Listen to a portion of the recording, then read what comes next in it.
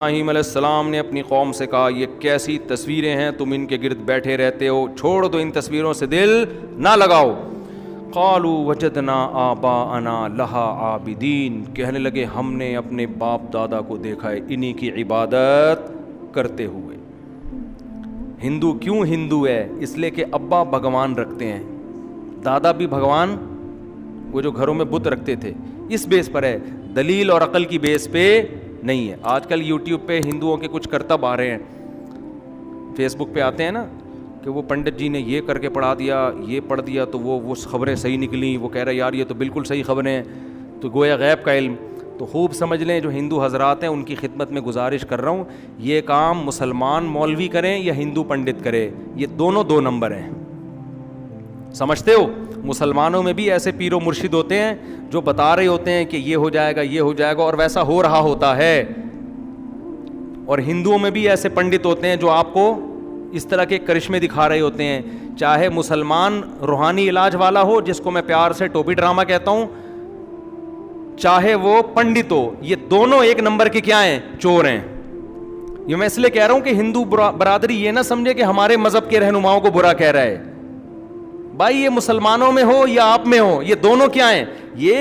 یہ کرشمے ہوتے ہیں، یہ شعبدے ہوتے ہیں، یہ شعبدے ہوتے ہیں۔ شعبدہ سمجھتے ہو؟ اب یہ ہندو لوگ گاری اردو بھی نہیں سمجھتے نا، شعبدہ نظر کے دھوکے ہوتے ہیں، یہ پہلے سے بندے رکھے ہوئے ہوتے ہیں، اپنے ہی لوگوں کو انہوں نے قائل کیا ہوا ہوتا ہے۔ چھوڑ دو، انسانوں کو فالو مت کرو، قانون سازی کرنے کا حق کس کو ہے؟ اس خدا کو ہے جس نے اس کائنات کو بنایا، اور وہ اکیلا ہے، اس کے ساتھ کوئی شریک نہیں ہے۔ پھر بھی یقین نہیں آتا، پی کے فلم دوبارہ دیکھ لو جا کے، سمجھ رہے ہو؟ فلمیں دیکھنا حرام ہے، ناجائز ہے، لیکن اگر دیکھنی ہی ہے نا، جیسے ہم کہتے ہیں ڈرامہ اگر دیکھنا ہی ہے تو اردول دیکھ لو، تو اگر فلم کسی ہندو نے دیکھنی ہی ہے تو پی کے دیکھ لو، 100% یقین آ جائے گا، اور پی کے دیکھو بغیر پیے، ایسا نہ ہو پی کے دیکھ رہے ہیں بیٹھ کے، یار وہ فلم دیکھ رہے ہیں پی کے، پھر تھوڑی سمجھ میں آئے گی، تو بغیر پی کے دیکھ لو، صحیح ہے نا؟ بعض چیزیں فلمیں سکھا دیتی ہیں۔ مجھے اس کا شارٹ کلپ کسی نے دکھایا، شارٹ کلپ اس فلم کا نا، اس کا جو مشہور اداکار تھا، نام میں لینا مناسب نہیں سمجھتا، اس کا جو مشہور وہ تھا نا کہ اس نے وہ سموسہ 50 روپے والا بھگوان، اور پتہ نہیں کیا تھا اس میں، وہ عجیب چکر میں بیچارہ خلائی مخلوق سے آیا ہوا آدمی عجیب مصیبت میں ٹینشن میں آ گیا نا کہ 50 روپے والا تو 100 روپے والا۔ اچھا انہی دنوں میں تھائی لینڈ گیا تھا، تو وہاں ہول سیل ریٹ پہ بھگوان مل رہے تھے، میں گیا اندر، بہت سارے بھگوان بیٹھے ہوئے ہیں، اور 4 بھگوانوں پہ 1 فری مل رہا تھا۔ تو خیر میں نے کہا یار یہ عجیب سی چیز ہے، ہندوؤں میں پڑھے لکھے لوگ بھی تو ہیں، تو بھائی تم کیوں اس چیز کو فالو کر رہے ہو، کیوں اپنے مذہبی رہنماؤں کو فالو کر رہے ہو؟ ہم تو مسلمانوں کو بھی کہتے ہیں، مسلمانوں میں بھی جو 2 نمبر قسم کے مذہبی رہنما ہیں جو اپنی دکانیں چلا رہے ہیں ان کو فالو مت کرو، اس میں ہم ہندو مسلمان کی بات نہیں کر رہے، ہم کہہ رہے ہیں ایسی شخصیت کو فالو مت کرو جو تمہیں سیدھے راستے سے ہٹا رہا ہے، ایسے لوگوں کو فالو مت کرو، چاہے وہ مسلمان میں ہو چاہے وہ ہندوؤں میں ہو۔ وہ کتنی زبردست بات اس نے بتائی نا کہ میں صرف ایک خدا کو مانتا ہوں جس نے سب کو بنایا، میں صرف اس خدا کو مانتا ہوں۔ تو ابراہیم علیہ السلام کا بالکل یہی مکالمہ ہو رہا تھا اپنی قوم سے، وہ کیا کہہ رہے ہیں کہ یہ کیا تصویریں ہیں جن کے سامنے تم صبح و شام جھکے رہتے ہو؟ تو وہ قوم جواب میں کیا کہنے لگی، ہم اپنے باپ دادا کو ہم نے اسی پر پایا ہے۔ ابراہیم علیہ السلام اکیلے، پوری قوم ایک طرف، کتنا کانفیڈنس، کہنے لگے لقد کنتم وآباؤکم، تم بھی تمہارے باپ دادے بھی، فی ضلال مبین، بالکل واضح گمراہی میں۔ گمراہی ایک وہ ہوتی ہے جو کنفیوز کر دیتی ہے انسان کو، یار پتہ نہیں یہ ہے یا یہ ہے، جیسے ہمارے پٹے چل رہے ہوتے ہیں نا آپس میں، 8 رکعت تراویح ہیں کہ 20 رکعت تراویح، رفع الیدین کرنا ہے کہ نہیں کرنا ہے، اس میں انسان الجھ جاتا ہے۔ کچھ چیزیں ایسی ہوتی ہیں کہ بھائی اس میں کیا پڑھا۔ ایک ہندو نے ہندوستان میں ایک عالم سے پوچھا کہ تم اسلام کی طرف ہمیں دعوت دیتے ہو، تمہارے اپنے اتنے پھڈے ہیں، تم پہلے یہ بتاؤ تم لوگ کا اہل حدیث سے پھڈا کیا ہے۔ وہ عالم تھے حنفی، اب وہ ہندو چاہ رہا تھا کہ یہ اہل حدیث پہ کیچڑ اچھالیں گے، پھر اہل حدیث ان پہ اچھالیں گے، میں بولوں گا دیکھو تم تو آپس میں نہیں ایک ہو، ہمیں کیا اسلام کی دعوت دے رہے ہو۔ تو حنفی عالم تھے، میں نام بھی ان کا جانتا ہوں لیکن مناسب نہیں ہے بتانا۔ تو ان عالم سے ہندو نے پوچھا کہ یہ اہل حدیث اور دیوبندیوں کا آپس میں پھڈا کیا ہے؟ ہندو کہہ رہا ہے. انہوں نے کہا کوئی پھڈا نہیں ہے, وہ کہتے ہیں رکوع میں جاتے ہوئے ہاتھ اٹھا لو, ہم کہتے ہیں ہاتھ نہ اٹھاؤ. باقی ہم بھی خدا کے قائل ہیں, وہ بھی کہتے ہیں ان پتھروں میں کچھ نہیں رکھا. کیا خاندانی جواب. کہہ رہے ہیں وہ چھوٹا سا ہے, وہ ہم جب رکوع میں جاتے ہیں تو ہم کہتے ہیں بغیر ہاتھ اٹھائے, وہ کہتے ہیں ہاتھ اٹھا لو. یہ ہلکا پھلکا لائٹ سا اختلاف چل رہا ہے بھی ایسا ہی حقیقت میں. بڑھانا چاہو تو آپ اس کو کفر ایمان کا مسئلہ بنا لو, ہلکا کرنا چاہو تو کچھ بھی نہیں ہے. اور کہا باقی ایک چیز ہم میں کامن ہے, ہم بھی کہتے ہیں خدا صرف ایک ہے, اور وہ بھی کہتے ہیں یہ اتنے جو پتھر بنا کے رکھے ہوئے ہیں نا, ان میں کچھ بھی نہیں رکھا. تو یہ ہے بڑی گمراہی سے تو بھائی ہم بھی بچے ہوئے ہیں, اہل حدیث بھی بچے ہوئے ہیں. مسلمان چھوٹی موٹی چیزوں میں لڑتا ہے, مسائل کے ان پتھروں کو کیوں مانوں, یہ کیا ہے, اس کو تو میں نے خود بنایا, یہ تو تھائی لینڈ کے کارخانے میں بنا ہے, 4 پہ 1 فری ملا ہے, اور جو زیادہ ریٹ کا ہے وہ زیادہ بڑے کام کر رہا ہے جس کی ویلیو زیادہ ہے. تو ابراہیم علیہ السلام نے بھی کہا تم چھوٹی گمراہی میں نہیں, فی ضلال مبین, تم بہت بڑی گمراہی میں پڑے ہوئے ہو, ان پتھروں کو پوجتے ہو. قوم جواب میں کہنے لگی اجئتنا بالحق ام انت من اللاعبین. کیا انداز ہے, اے ابراہیم آپ سیریس ہیں یا مذاق کر رہے ہیں؟ یعنی ان کو یہ یقین ہی نہیں تھا کہ ایک نوجوان پوری قوم کے خلاف کھڑے ہو کر اتنے کانفیڈنس سے بات کرے گا کہ تم گمراہی میں ہو. لہذا ان کو پہلی مرتبہ میں تو یقین ہی نہیں آیا. انہوں نے کہا یہ آپ سیریس ہیں؟ وہ میں ایک چٹکلا سناتا ہوں نا, چھوڑو ابھی چٹکلا نہیں, پھر چٹکلوں میں سارا ٹائم نکل جاتا ہے, کہ اے ابراہیم آپ سیریس ہیں یا آپ مذاق کر رہے ہیں؟ ابراہیم علیہ السلام نے کہا نا مذاق نہیں کر رہا, ربکم رب السماوات والارض, ایک خدا ہے جس نے آسمانوں اور زمین کو بنایا, وَأَنَا عَلَىٰ ذَلِكُم مِّنَ الشَّاهِدِينَ, اور میں اس پر گواہی دے رہا ہوں. گواہ کسے کہتے ہیں؟ جس نے اپنی آنکھوں سے دیکھا ہو. گویا میں نے اپنی آنکھوں سے دیکھا ہے, یعنی اتنا یقین ہے جیسے اپنی آنکھوں سے دیکھا, میں تو اس پر گواہی دے رہا ہوں. اشہدو, میں گواہی دے رہا ہوں. تو جو مذاق کر رہا ہوتا ہے وہ گواہی کے لفظ استعمال نہیں کرتا, وہ قسمیں نہیں اٹھاتا. میں حلفیہ بولتا ہوں کہ وہ ایک اکیلا خدا ہے جس نے آسمانوں اور زمین کو بنایا. یہ تو بنے ہوئے ہیں, بنانے والے تھوڑی ہیں. اور پھر ابراہیم علیہ السلام نے دل میں کہا وَتَاللَّهِ لَأَكِيدَنَّ أَصْنَامَكُمْ بَعْدَ أَن تُوَلُّوا مُدْبِرِينَ. تم ابھی جا رہے ہو اپنے کسی فنکشن میں, جب واپس آؤ گے تو میں تمہارے بتوں کی گت بنا کے رکھوں گا. انہوں نے ایک سوچا ورک شاپ کرواؤں میں ان کو, لیکن یاد رکھو یہ ہمارے لیے جائز نہیں ہے, یہ ابراہیم علیہ السلام ہی کے لیے تھا. ایسا نہ ہو آپ کسی ہندو کے مندر میں جا کے بتوں کو آڑا ترشا کر دیں, شریعت میں آپ کو اس کی اجازت نہیں ہے. تو ابراہیم علیہ السلام نے کیا کیا کہ قوم جانے لگی, کوئی میلہ تھا ان کا, قوم نے کہا کہ آپ بھی چلیں, آپ نے کہا میری طبیعت خراب ہے. طبیعت خراب کا مطلب یہ تھا کہ یہ تمہارے بتوں کو دیکھ دیکھ کے میری طبیعت خراب ہے. یہ اس کو کہتے ہیں توریہ, کہ آپ زبان سے کوئی لفظ استعمال کر رہے ہیں, آپ اس کا مطلب کچھ اور لے رہے ہیں, سامنے والا اس کا مطلب کچھ اور. تو انہوں نے چھوڑ دیا, چلو بھائی ٹھیک ہے.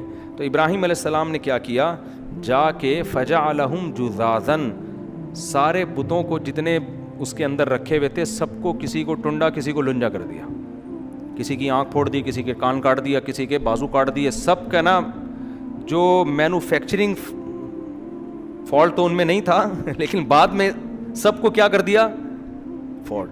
اور جو بڑا والا بت تھا نا, جو ذرا مہنگا تھا, وہ بالکل اس کو کچھ نہیں کیا, اس کے کلاڑے میں جا کے, اس کے گردن میں جا کے کلہاڑا لٹکا دیا. اب جب وہ لوگ واپس میلے سے آئے ہیں تو کہنے لگے من فعل ھذا بآلہتنا انہ لمن الظالمین, جس نے ہمارے خداؤں کے ساتھ, بھگوانوں کے ساتھ یہ کیا وہ تو بڑا ظالم ہے. کون ہے؟ تو لوگوں نے کہا بھائی ایک ہی بندہ ان کو برا کہتا ہے جس کا نام ابراہیم ہے, اسی کا کام ہوگا یہ. تو لوگوں نے کہا سب کے سامنے لے کر آؤ تاکہ سب کے سامنے جرم کا اقرار کرے اور اس کو سزا ملے. تو ابراہیم علیہ السلام کو لایا گیا, نوجوان تھے, سب کے سامنے لایا گیا. انت فعلت ھذا بآلہتنا یا ابراہیم, اے ابراہیم آپ نے کیا یہ سب کچھ؟ ابراہیم علیہ السلام نے کہا فعلہم کبیرہم ھذا, یہ جو بڑا والا ہے نا ٹھیک ہے, جس کے گردن میں کلہاڑا ہے اس نے کیا ہے. یہ کس کا کام ہے؟ اس کا کام ہے. سب کو پتا تھا ظاہر ہے اس کا کہاں ہو سکتا ہے کام. اس کا کام ہے فَاسْأَلُوهُمْ إِن كَانُوا يَنْطِقُونَ. اور میری بات پہ یقین نہیں آتا، ان سب سے پوچھ لو، یہ تمہیں خود بتائیں گے اس کا کام ہے. یہ خود بولیں گے. بھائی جس کے ساتھ زیادتی ہوتی ہے وہ مجرم تھانے میں لے جاتے ہیں نا، جس کی چوری ہوئی، بتاؤ بھائی اس نے چوری کی ہے، یہ موبائل چھین رہا تھا، چیک کر رہے ہوتے ہیں نا. تو ابراہیم علیہ السلام نے کہا کہ ان سے پوچھو، یہ خود بتائیں گے کس کا کام ہے، یہ اس کا کام. تو قرآن کہتا ہے وہ ایک دم ان کے دل میں خیال آیا اور کہنے لگے تم تو بڑے ظالم ہو. یہ کمبخت تو اپنے مجرم کا نام نہیں بتا سکتے. ان کی ضمیر نے ان کو ملامت کی کہ یار ہم کن کی عبادت کر رہے ہیں کہ ان کو پکڑ کے کوئی بھی کوٹ پوٹ کے چلا جائے. یہ اپنا دفاع نہیں کر سکتے تو یہ ہماری بگڑی کہاں سے بنائیں گے؟ کوئی بھی ان کو پکڑ کے مار دے. تو قرآن کہتے ہیں ایک دم، کیونکہ ابراہیم علیہ السلام ان کے ضمیر کو جھنجھوڑنا چاہتے تھے. بعض دفعہ تقریروں سے فائدہ نہیں ہوتا، پریکٹیکلی کوئی کام کر کے دکھایا جاتا ہے نا، اس سے بڑی موٹیویشن ملتی ہے. تو کہنے لگے، شروع میں تو بولنے لگے کہ تم بڑے ظالم ہو دل میں نا، لیکن اپنے اس ضمیر کے خیال کو پھر جھٹکا انہوں نے کہ نکالو یار، یہ اتنے اچھے اچھے خیال آ کیوں رہے ہیں ہمیں. وہی ہے نا باپ دادا خاندانی پرمپرا. تو انہوں نے اپنے خیال کو کیا کیا، جھٹکا، اور پھر کہنے لگے لقد علمت ما هؤلاء ينطقون. اے ابراہیم تجھے پتہ ہے یہ بول نہیں سکتے. یہ جب سے بنے ہیں ان کے اندر کچھ فالٹ تو ابھی پیدا ہوئے ہیں، لیکن ایک مینوفیکچرنگ فالٹ ہے. وہ یہ کہ یہ بولنے کے قابل، یہ پیدائشی گونگے، پیدائشی بہرے ہیں. یہ تو میں اپنی طرف سے کہہ رہا ہوں، انہوں نے مینوفیکچرنگ وغیرہ نہیں کہا کہ یہ بول ہی نہیں سکتے. ابراہیم علیہ السلام نے کہا افتعبدون من دون اللہ ما لا ينفعکم شیئا ولا یضرکم. اب تبلیغ اثر کرے گی نا. کہنے لگے ایسوں کی عبادت کر رہے ہو جو نہ کوئی فائدہ پہنچا سکتے اور نہ نقصان، جو بول نہیں سکتے. اف لکم ولما تعبدون من دون اللہ. تم پر بھی افسوس اور ان بتوں پر بھی افسوس. افلا تعقلون. عقل سے کام کیوں نہیں لیتے؟ کیا ہو گیا تمہیں؟ اب جواب دیکھو، دلائل سے جب جواب نہیں ہوتا نا تو بدماشیاں اور دھمکیاں ہوتی ہیں. دھمکی دینے پر آ گئے، کہنے لگے حرقوہ، ابراہیم کو جلاؤ، وانصروا آلہتکم، اور اپنے خداؤں کی مدد کرو. خدا مدد کرتا ہے یا خدا کو مدد کی ضرورت ہوتی ہے؟ اپنے خداؤں کی مدد کرو. ان کنتم فاعلین، اگر تم نے کچھ کرنا ہے. لوگوں سے کہہ رہے ہیں اس سے بحث بازی مت کرو، بحث میں نہیں تم جیت سکتے. کرنا ہے تو اس کو جلا کے اپنے معبودوں کی مدد کرو. جلاؤ اس لیے کہ تاکہ آج کے بعد کسی کی ہمت نہ ہو. قرآن کہتا ہے قلنا یا نار کونی بردن وسلاما علی ابراہیم. ہم نے کہا اے آگ سلامتی والی اور ٹھنڈی ہو جا ابراہیم پر. چونکہ اللہ نے حضرت ابراہیم سے آگے کام لینا تھا تو ابراہیم علیہ السلام کو اللہ نے آگ سے بچا لیا. اور قرآن کہتا ہے انہوں نے ابراہیم کے خلاف تدبیریں کی، ہم نے ان کو خسارے والا کر دیا. اور ابراہیم علیہ السلام پر ان کی زوجہ ایمان لائی تھیں، حضرت سارہ رضی اللہ عنہا، اور ان کے بھانجے لوط علیہ السلام ایمان لائے تھے. تو اللہ کہتے ہیں ہم نے ابراہیم کو اور لوط علیہ السلام کو ایسی زمین کی طرف نجات دے دی، ہجرت کروا دی جو تمام جہان والوں کے لیے ہم نے اس میں برکت رکھی. یعنی ارض شام اور فلسطین جو بیت المقدس ہے، جو آج متنازع چل رہا ہے، یہاں ابراہیم علیہ السلام اپنی قوم کو چھوڑ کے چلے گئے. پھر قرآن کہتا ہے وَوَهَبْنَا لَهُ إِسْحَاقَ وَيَعْقُوبَ. ابراہیم نے چونکہ قوم کو چھوڑا لہذا اللہ نے ان کو نیک اولادیں دی، ایک اسحاق اور ایک یعقوب. یہ حضرت سارہ سے ہوئیں. اور پھر حضرت ہاجرہ جو آپ کی دوسری زوجہ تھیں ان سے اولاد کیا ہوئی؟ حضرت اسماعیل علیہ السلام ہوئے. تو اللہ نے پھر آپ کی اولاد میں برکت دی. کیوں؟ اللہ کے لیے خاندان چھوڑا تو اللہ نے اپنا خاندان دے دیا. سمجھتے ہو کہ نہیں سمجھتے؟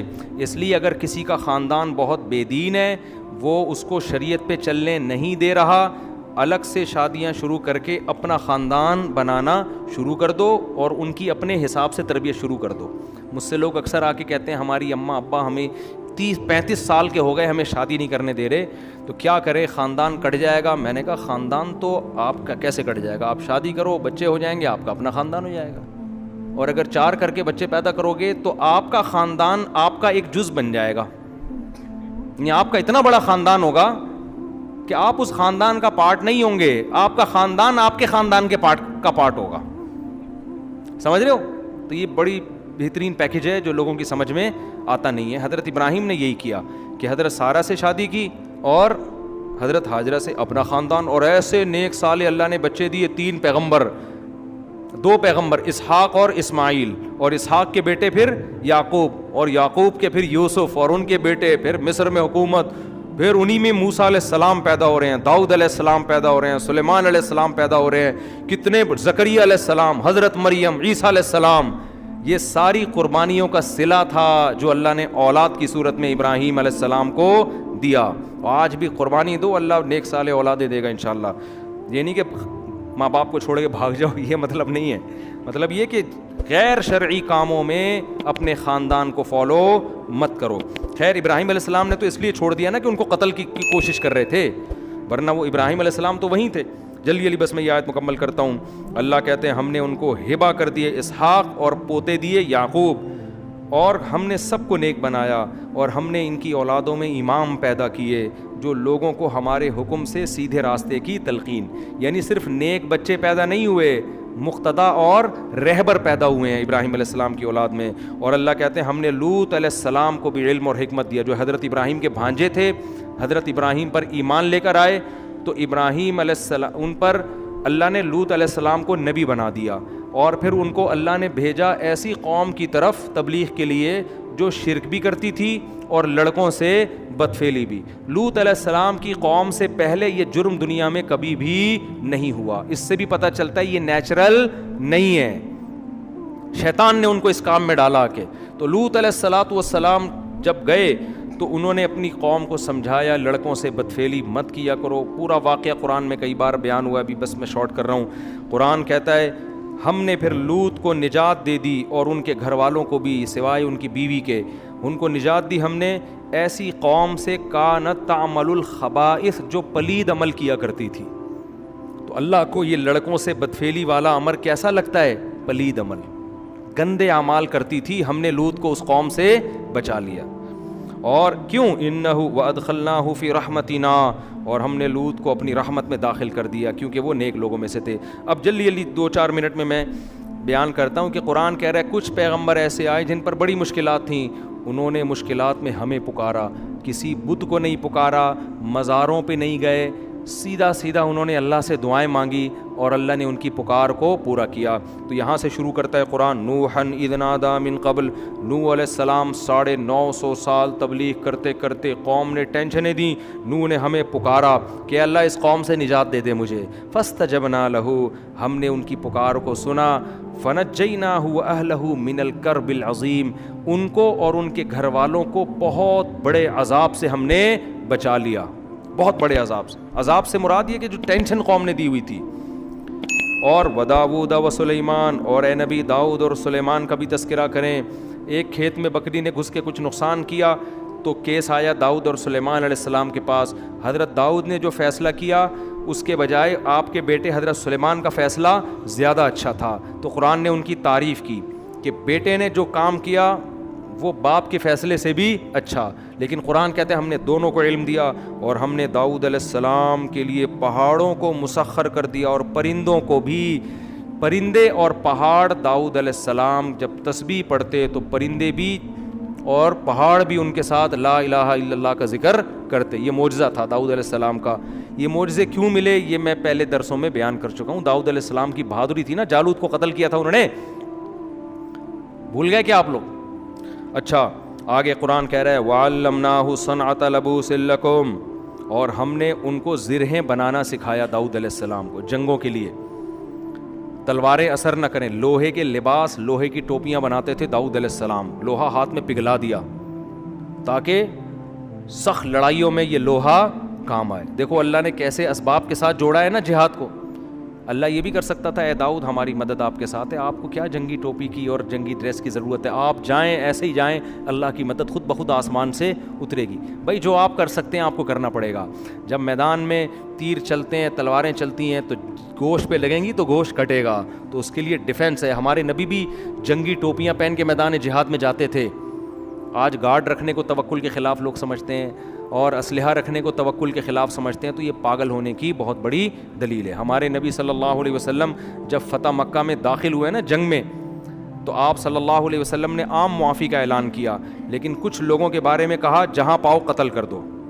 تو ابن خطل تھا غالباً, ایک بڑا بدبخت صحابی نے کہا یا رسول اللہ وہ غلاف کعبہ سے پکڑا ہوا ہے اس نے اور پناہ مانگ رہا ہے. تو آپ اپنی جنگی ٹوپی اتار رہے تھے اس وقت, جنگ ختم ہو گئی تھی نا, اور آپ نے فرمایا کہ وہیں قتل کر دو اس کو. تو یہ بھی ہمارے نبی کی سیرت کا ایک پہلو ہے کہ ہر بدماش کو آپ نے معاف نہیں کیا, عام معافی دی. کچھ ایسے بڑے بدبخت تھے ان کو آپ نے معاف نہیں کیا, سمجھتے ہو. تو تبھی کہتے ہیں نا, نہ اتنے میٹھے بنو کہ لوگ کھا کے ختم کر دیں, نہ اتنے کڑوے بنو کہ لوگ تھوکنا شروع کر دیں. اخلاق کی بھی ایک باؤنڈری ہے اور انتقام کی بھی ایک باؤنڈری ہے. اصل تو معاف کرنا ہی ہے, افضل تو یہی ہے, لیکن اس کی بھی ایک لمٹ ہے. خیر, ہمارے نبی جنگی ٹوپی پہنا کرتے تھے میدان جہاد میں تاکہ سر پہ تلوار اثر نہ کرے. تو آج کہتے ہیں کہ نہیں جی ہیلمٹ پہن کے. قرآن کہتا ہے کہ ہم نے سلیمان علیہ السلام کے لیے ہواؤں کو مسخر کر دیا, جنات کو سلیمان علیہ السلام کا تابع بنا دیا, سمندروں میں غوطے لگاتے تھے اور ہیرے جواہرات لے کر آتے تھے. اور کیا تھا, ایوب اذ نادی ربہ, ایوب کو بھی یاد کرو جب کئی سال بیماری میں مسلسل اتنی خطرناک بیماری میں پڑے رہے ہیں, بالآخر اللہ نے ان کی دعا قبول کی. انہوں نے کہا ربی انی مسنی الضر, اے اللہ مجھے بہت پریشانیاں پہنچ گئی ہیں, وانت ارحم الراحمین, تو سب سے زیادہ رحم کرنے والا ہے, میری مدد کر. فاستجبنا لہ, اللہ کہتے ہیں ہم نے آپ کی مدد کی, آپ کی پریشانیوں بیماری کو بھی دور کیا اور آپ کو آپ کا اہل و عیال بھی واپس لوٹا دیا. اور پھر اللہ نے حضرت اسماعیل ادریس علیہ السلام کا ذکر کیا اور ذوالکفل علیہ السلام کا, اور دو بس مختصر. پھر اللہ نے یونس علیہ السلام کا تذکرہ کیا کہ مچھلی والے کا بھی تذکرہ کرو. جب اندھیروں میں مچھلی نے اپنے پیٹ میں نگلا تو فنادا فی الظلمات, کئی اندھیرے, رات کا اندھیرا, آسمان پہ بادلوں کا اندھیرا, سمندر کی لہروں کا اندھیرا, سمندر کی تہہ کا اندھیرا اور مچھلی کے پیٹ کا اندھیرا. اس میں اللہ کو پکارا, اے اللہ میں تیری پرمیشن کے بغیر قوم کو چھوڑ کر آ گیا, یہ تیرا, تو ہر عیب سے پاک ہے, یہ سزا مجھے میری غلطی کی وجہ سے ملی ہے. سبحانکا, تو عیب سے پاک ہے, انی کنت من الظالمین, میں ہی ظالمین میں سے ہوں. کیا مطلب, میں اپنی غلطی کا اعتراف کرتا ہوں. قرآن کہتا ہے فاستجبنا لہ, ہم نے ان کی پکار کو سنا. ونجیناہ من الغم, اور ہم نے ان کو غم سے نجات دی. کہاں گئے وظیفے بھائی؟ یونس علیہ السلام نے کوئی وظیفے کیوں نہیں پڑھنا شروع کر دیے وہاں بیٹھ کے؟ پیغمبروں میں آپ کو وظیفے نہیں ملیں گے, دعائیں ملیں گی, دعائیں. آج یہی لا الہ الا انت سبحانک انی کنت من الظالمین جو ہے نا 1000 دفعہ پڑھ لیں گے, جائز ہے, میں منع نہیں کر رہا. ادھر ادھر گانے بجانے سے تو بہتر ہے کچھ اللہ کا نام وظیفوں کے طور پہ پڑھ لو. لیکن جو روح کیا ہے, روح یہ نہیں ہے کہ آپ پڑھو, روح یہ ہے کہ مانگو. یونس علیہ السلام نے لا الہ الا انت کا وظیفہ نہیں پڑھا بلکہ اللہ سے دعا مانگی عاجزی کے ساتھ کہ مجھے بچا لے اس غم سے, تو اللہ نے بچا لیا. پھر قرآن کہتا ہے اور زکریا کا بھی تذکرہ کرے, بڑھاپے میں بیوی بانجھ اور اللہ سے دعا مانگ رہے ہیں, اے اللہ مجھے اکیلا نہ چھوڑ, تو بہترین وارث ہے, مجھے بھی کوئی وارث دے دے. اللہ کہتے ہیں فاستجبنا لہ, ہم نے ان کی پکار کو قبول کیا. بڑھاپے میں ووہبنا لہ یحییٰ, ہم نے ان کو یحییٰ علیہ السلام دیے اور ہم نے ان کی بیوی کو صحت دے دی, بانجھ پن دور کر دیا, بڑھاپا بھی ختم کر دیا. کیوں یہ ایسے عجیب و غریب کام ان کے لیے کیوں ہو رہے تھے بھائی؟ نارمل لوگوں کے لیے عام طور پر ایسا ہوتا نہیں ہے, بڑھاپے میں اولاد مل رہی ہو. قرآن کہتا ہے انہم کانوا یسارعون فی الخیرات, زکریا علیہ السلام اور ان کی بیوی نیکیوں میں ایک دوسرے سے آگے بڑھتے تھے, صدقات و خیرات میں, نماز میں, عبادت میں, تلاوت میں, یہ ایک دوسرے سے آگے. وَيَدْعُونَنَا رَغَبًا وَرَهَبًا, اور یہ ہمیں اللہ کی امید اور خوف سے دعائیں مانگا کرتے تھے ہم سے. تو اس سے کیا پتہ چلتا ہے؟ وَكَانُوا لَنَا خَاشِعِينَ, اور ہم سے ڈرتے تھے. اس سے پتہ چلتا ہے جس گھر میں اللہ کی عبادت ہو, صدقات و خیرات کا معمول ہو, اور جس گھر میں دعائیں مانگنے کا معمول ہو, تو پھر ان کے ساتھ اللہ تعالیٰ ایسے معاملات کرتے ہیں جو دوسروں کے ساتھ نہیں کرتے. بڑھاپے میں اولادیں مل رہی ہیں ان کو, اور آج گھروں میں یہ سارا ماحول کیا ہو گیا ہے, ختم. ہر وقت موبائل گیم چل رہے ہوتے ہیں, ڈرامے چل رہے ہوتے ہیں, گانے چل رہے ہوتے ہیں, فلمیں چل رہی ہوتی ہیں.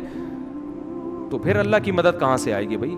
جو اللہ کی خاطر گناہوں سے بچتے ہیں, گھر میں عبادت کا ماحول ہوتا ہے, تو اللہ ان کے ساتھ ایسے کام کرتے ہیں, ایسا پروٹوکول دیتے ہیں جو دوسروں کے ساتھ نہیں. بس ایک آیت پڑھ کے بیان ختم کرتا ہوں.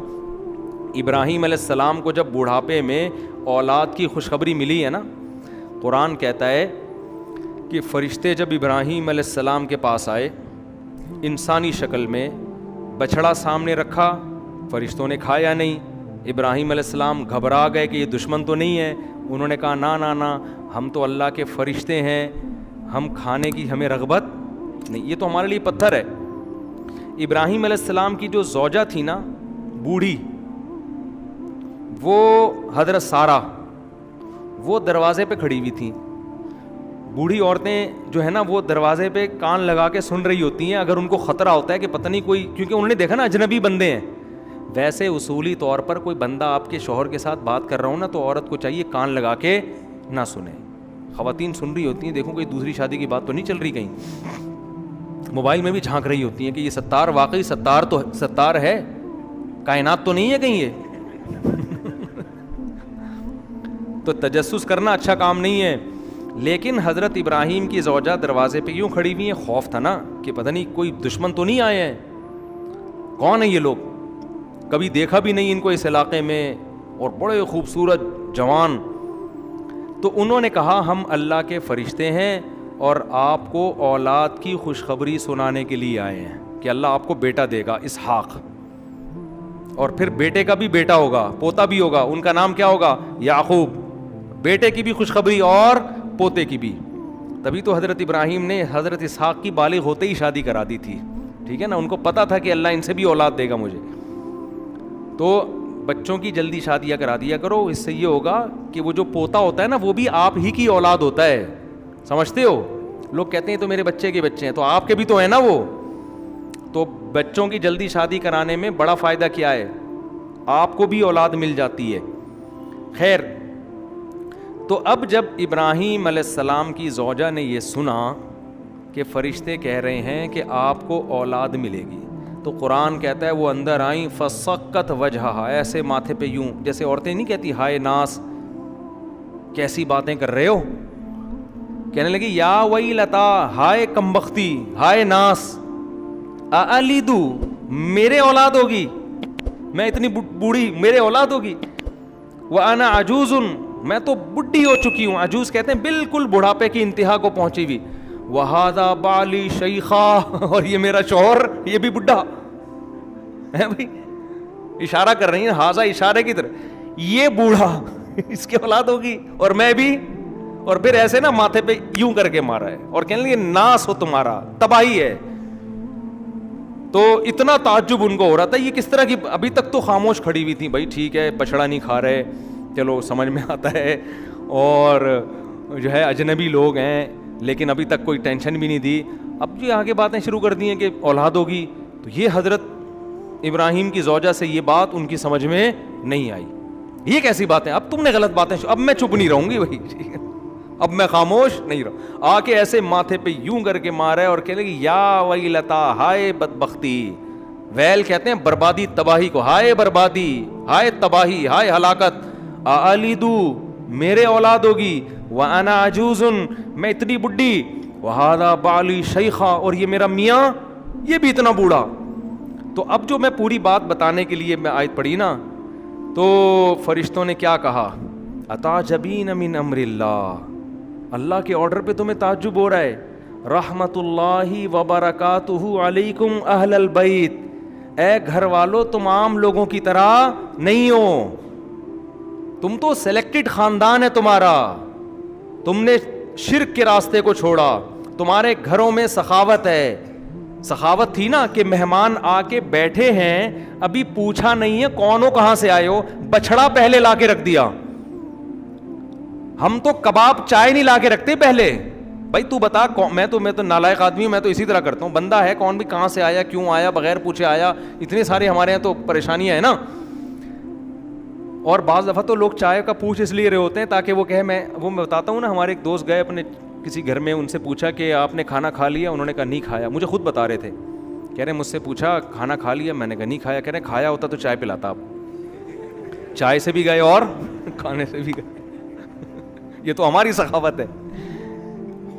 تو کیسی سخاوت, ابھی مہمان آیا ہے, بچڑا پورا روسٹ کر کے سامنے لا کے رکھ دیا ہے, پھر دیکھ رہے ہیں کہ بھئی ہاتھ جا ہی نہیں رہے. تو یہ تو بھائی تمہارا تو خاندان سخی ہے, توحید پرست ہے, عبادتیں ہوتی ہیں. کوئی عام لوگ تعجب کرتے کہ بڑھاپے میں اللہ اولاد دے رہا ہے, تو تعجب بنتا ہے. تو فرشتے کہہ رہے ہیں کہ تعجب ہمیں آپ کی باتوں پہ ہو رہا ہے. رحمت اللہ وبرکاتہ علیکم اہل البیت, اے اہل بیت تم پر تو اللہ کی رحمتیں اور برکتیں ہیں. انہ حمید مجید, کیا مطلب, وہ اللہ بڑا قابل تعریف اور بزرگی والا ہے.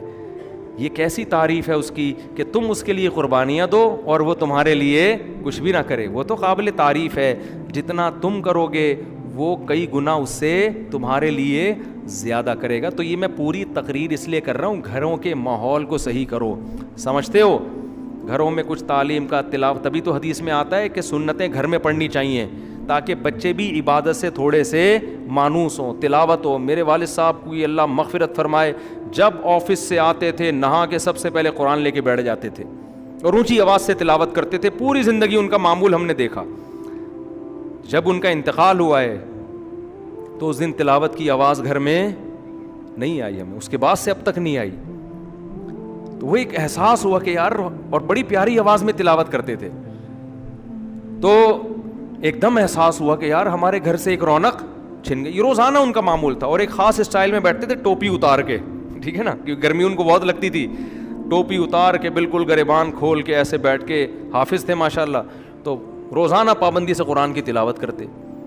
تو جب انتقال ہوا, اور انتقال سے پہلے بھی تلاوت کر کے گھر سے گئے ہیں, پہلے تلاوت کی گھر میں, پھر تلاوت ختم کر کے وضو کیا, نماز پڑھنے کے لیے گئے, عشاء کی نماز میں بیٹھے ہوئے صف ہی میں ہارٹ اٹیک ہوا اور اسی میں ان کا انتقال ہو گیا. اللہ تعالیٰ مغفرت فرمائے. تو میں جو اصل بات عرض کر رہا ہوں